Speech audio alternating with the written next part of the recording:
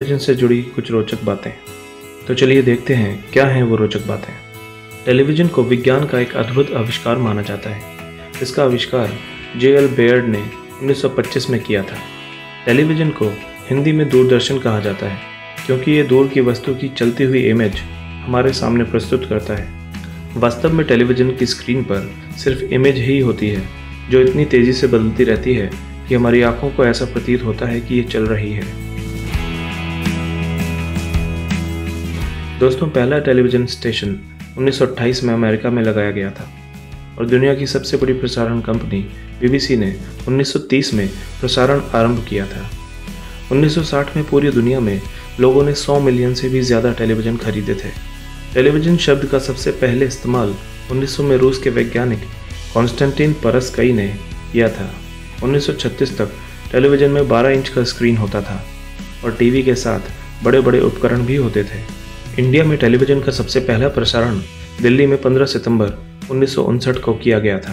America में 1953 में पहली बार कलर टीवी का प्रसारण किया गया था, जबकि भारत में इसकी शुरुआत 1982 में हुई थी।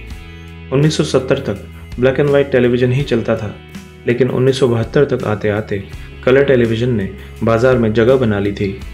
सबसे पहला TV remote control zenith company ने 1950 में बनाया था। इसे टेलीविज़न के साथ वायर से जोड़ा गया था।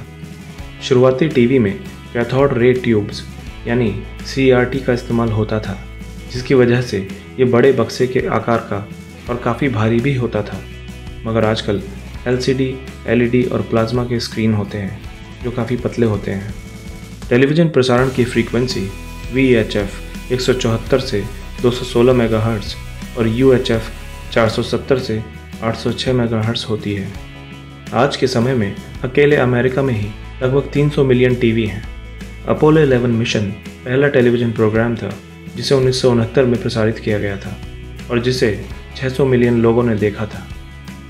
टेलीविज़न का पहला विज्ञापन 20 सेकंड का था जो बुलोवा कॉरपोरेशन की एक घड़ी का था, और दुनिया की सबसे पहली कार का विज्ञापन शेवरले का था। अमेरिका के घरों में आमतौर पर हर दिन 8 घंटे तक टेलीविज़न चलता है। हम टेलीविज़न देखते समय सोते समय की तुलना में ज़्यादा कैलोरी बर्न करते हैं। दुनिया का सबसे बड़ा प्लाज्मा टीवी पैनासोनिक का प्लाज्मा